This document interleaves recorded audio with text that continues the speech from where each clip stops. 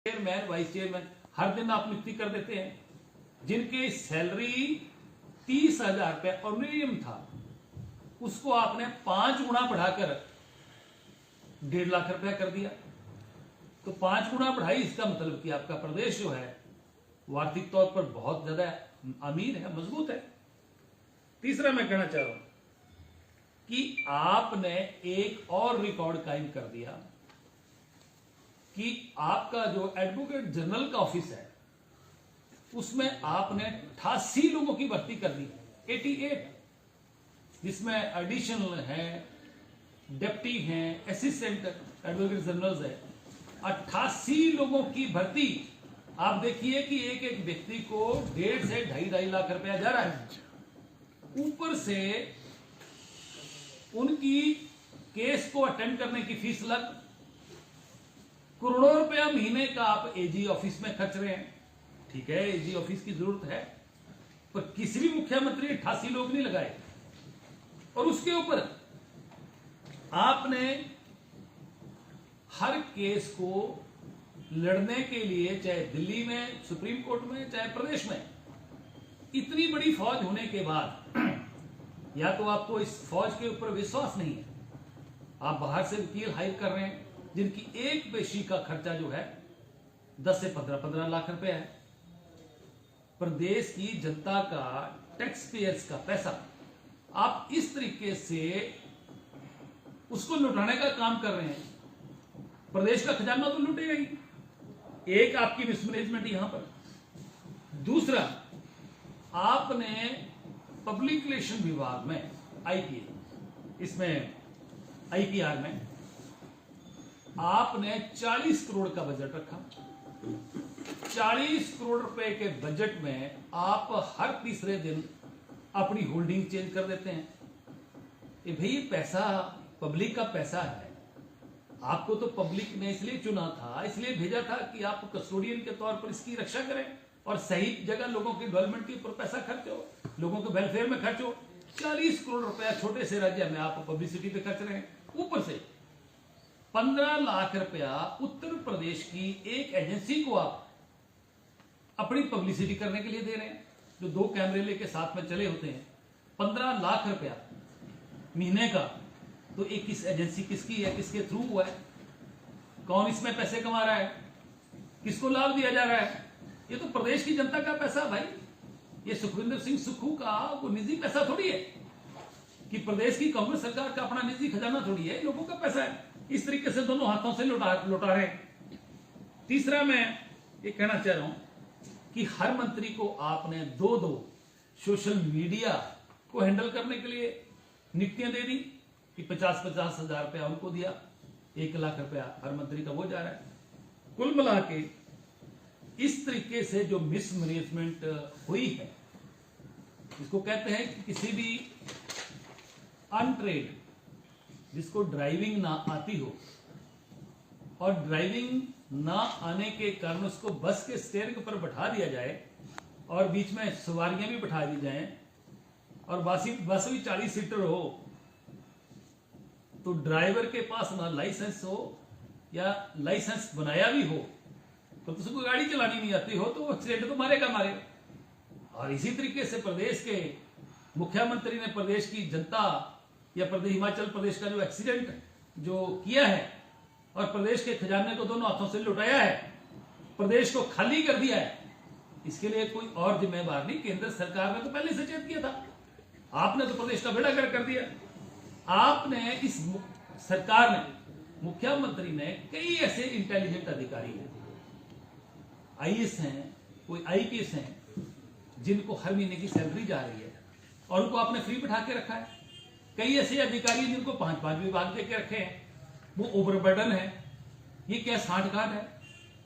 जो अधिकारियों को सरकार के खजाने से लोगों के टैक्स पेयर्स का पैसा सैलरी के रूप में जा रहा है, तो उनसे आप काम क्या ले रहे हैं?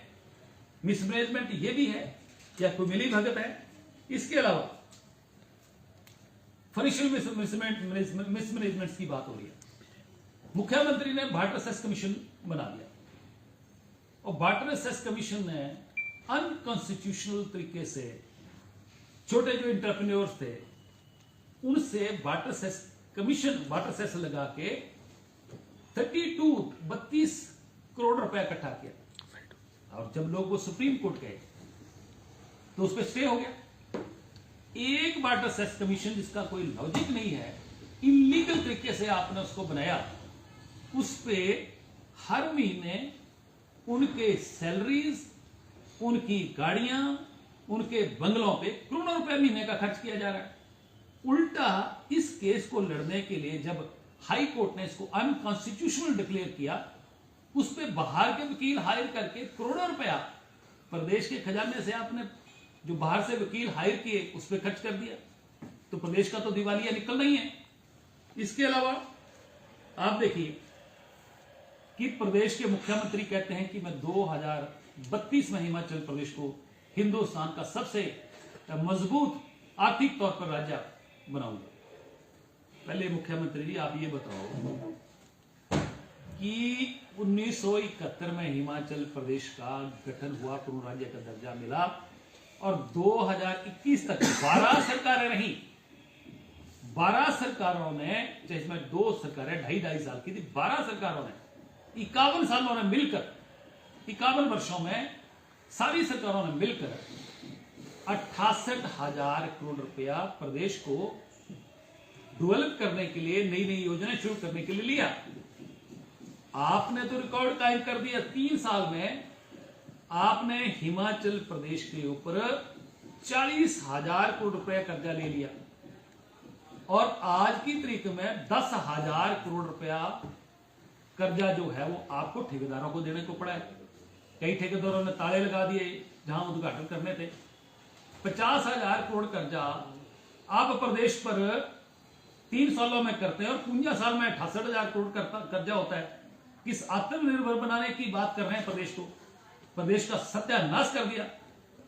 अगली कड़ी आपके हेल्थ डिपार्टमेंट में क्या हो रहा है? आज तक मैंने सुना नहीं किसी भी राज्य में ऐसा होता हो। डॉक्टर्स की पोस्टिंग लेने के लिए, पोस्ट ट्रांसफर करने के लिए रेट बंधे हुए हैं। ये पैसा कौन ले रहा है? ये पैसा किसको जा रहा है? इस सरकार ने भ्रष्टाचार की सारी सीमाएं तोड़ दी हैं, और जिस सरकार में चौधरी ज्यादा हो जाए, एजेंट ज्यादा हो जाए, तो मुझे लगता है कि ये जो सारे के सारी नियुक्तियां करी हैं और कई पावर सेंटर बना दिए हैं प्रदेश में, इस सरकार ने भ्रष्टाचार की सारी सीमाएं पार कर दी हैं।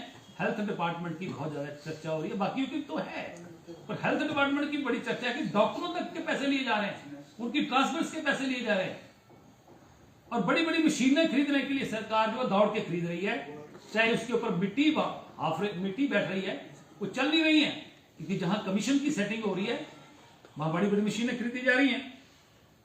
केंद्र सरकार ने 2 लाख करोड़ रुपया विभिन्न योजनाओं के लिए दिया, चाहे नेशनल हाईवेज हैं, चाहे प्रधानमंत्री ग्रामीण सड़क योजना है, चाहे डिजास्टर में दिए हैं, अलग अलग योजनाओं में दिए हैं। उनको आपने डाइवर्ट करते रहे, सैलरी सेटमेंट डाइवर्ट करते रहे, गवर्नमेंट हो नहीं रही है। और जो बड़े बड़े ठेकेदार हैं जिनकी सरकार के साथ जाके सेटिंग हो रही है, ये पहली सरकार है जिसने ट्रेजरी में ताले लगाए हुए। ट्रेजरी रोज खुलती है, पर खुलती उनके लिए जिनकी बड़ी बड़ी पेमेंटें हैं और जिनकी सेटिंग जो है वो सरकार के साथ कमीशन की सेटिंग हो जाती है, उनके लिए ट्रेजरी 1 मिनट के लिए खुलती है, पेमेंट होती है, टोकन नंबर जारी होते हैं। तो भ्रष्टाचार तो वहां पर खुलेआम हो रहा है, आम चर्चा है।